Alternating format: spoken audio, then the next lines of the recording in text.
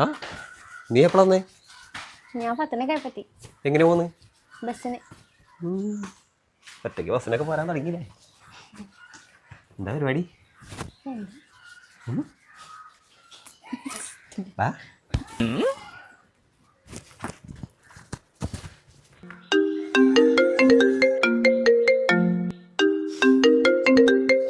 ആരാണ് ഈ നേരത്തെ?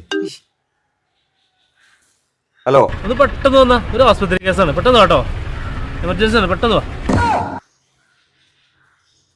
ഞാൻ പോരാ കേട്ടോ, പോരാ.